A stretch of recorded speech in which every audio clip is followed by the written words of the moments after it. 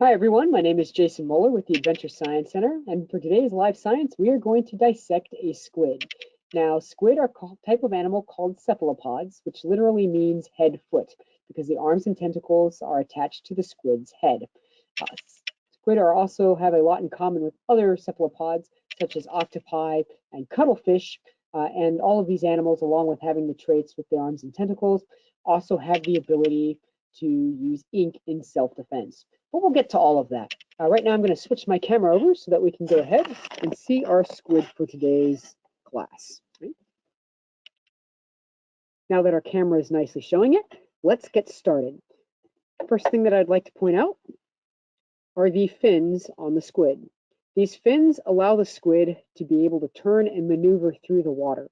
The easiest way to think about this is if you put both of your arms straight out and then lift one arm up and put your other arm down, then you will be able to feel yourself lean to one side of your body. This acts like a rudder for the squid to be able to turn quickly and maneuver through the water. The main part of the body, which can be found here from the very tip all the way to the tip of the pen right here, is known as the mantle. This has muscles that the squid can use and also provides the main body cavity for the squid as well. This is where all of the internal organs, when we get into the squid, are going to go ahead and show up. Now, you may notice that there are a lot of little small black and dark specks that cover the squid's mantle. These are called chromatophores, and they do something really interesting for the squid. Chromatophores allow the squid to actually actively camouflage. By using pigments, which is coloration, the squid can actually change how dark and how light they are, and even at times match the pattern of what's underneath them. So if a predator swims over the squid, it may not be able to actually spot the squid. The squid can stay safe and be able to hide from those predators. Helping the squid to be able to spot if there is a predator around are two very large eyes. Those eyes can be found right here on the outside, one on each side of the body. Now, this is a smaller squid. If you look at my scissors right here, my scissors are around 4 to 5 inches long. The squid isn't significantly longer than that. There are species that get quite larger, such as your giant and colossal squids. The eyes on those particular animals can be as large as dinner plates. These large eyes, again, help a squid be able to see if there is a predator around. Right around the eyes, you'll notice that there's a flap of skin here that has a little bit of a cut opening. This is called the siphon. What the squid uses a siphon for is to be able to actually propel itself through the water. If the squid takes in water, it will be able to shoot it out of the siphon, and the water goes in one direction, and the squid actually goes in the opposite direction that it's shooting. So if the squid wants to travel forwards, all it has to do is point the siphon backwards, jet the water out, and send the squid in the opposite direction. The neat thing about the siphon is, as you can see, it is very flexible, and this means that the squid can, to some degree, aim itself and aim where it wants to actually go by aiming the siphon. Lastly, on the outside of the body, we have the arms and the tentacles.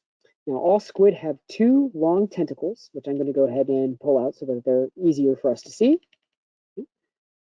And these tentacles allow the squid to be able to feel its environment around it, specifically look for food. Once it's found something that it wants to eat, the squid is going to be able to use these shorter arms. If we look at these arms, you'll notice that they have a bunch of bumps on the bottom of those. Those bumps are actually the suction cups. Once the squid's found food, it can use these 8 very powerful arms to grab the food, bring it in, and then eat it through the beak. Speaking of the beak, let's go look at that next. So I'm going to go ahead and take my scissors here, and I'm going to cut away the arms and the tentacles so that we're able to easily see the beak.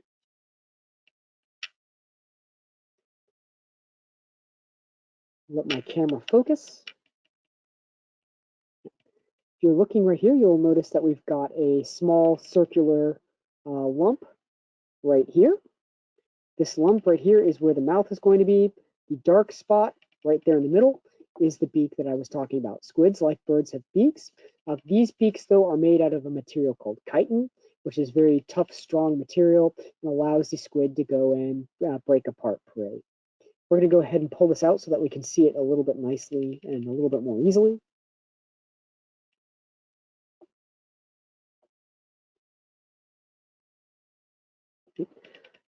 Now you'll notice that there, along with the muscle that's surrounding the beak, there's a long string that's actually attached to the beak. This is the squid's esophagus. The esophagus is the tube that leads from the squid's beak all the way to the animal's stomach. So when it eats things like small fish, shrimp, krill, or plankton in this particular species case, then that will go down the tube and into the animal's stomach so that it can go digest it. Just to give you a closer look at the beak, we'll again let the camera try to focus on this.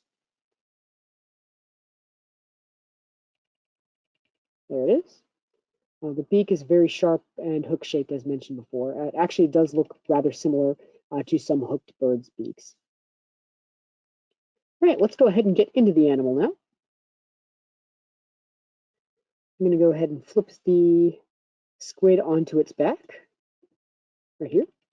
And I'm going to make a long incision from the bottom of the mantle right here all the way to the top of the mantle. And that will allow us to be able to open up the squid and see all of the internal organs.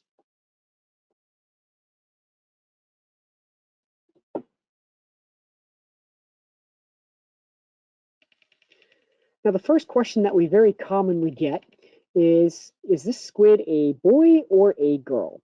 And there's a really easy way to tell. The top organ right here that we can see are known as the gonads. Right? These are the sex organs on our squid. And by looking at the color and the texture, we'll be able to tell what type of squid we actually have.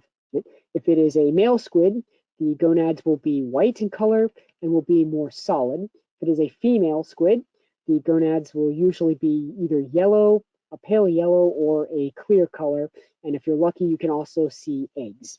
I'm going to bring this a little closer to the camera so we can get a better feel for the actual color. I want you to make your prediction. Is this a boy or a girl?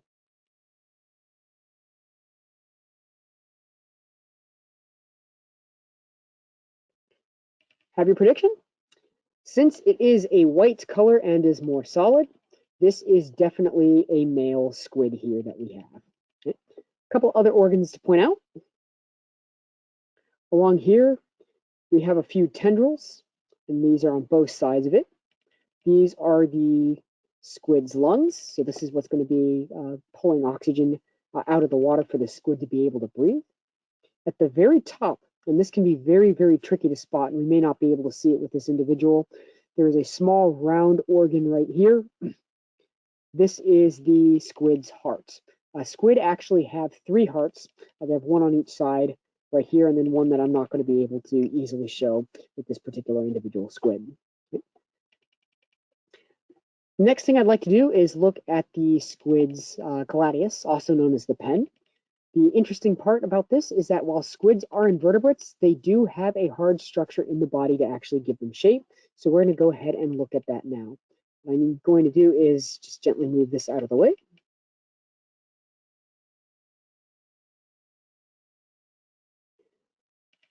Unfortunately, the gladius on this one was not intact from the very beginning, but we should be able to still pull most of it out so that we can go ahead and see it. Okay?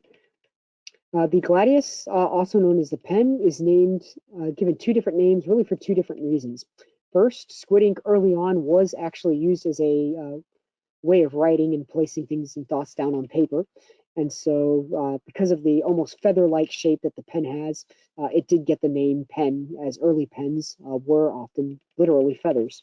The name gladius is actually a Roman term. This refers to the gladius short sword, and is actually where the name gladiator comes from in Rome. And the shape here again is not just that dissimilar from the short sword. The last thing that I'd like to mention with our squid, and the one that I'm sure everybody's really interested in, is of course the ink sac.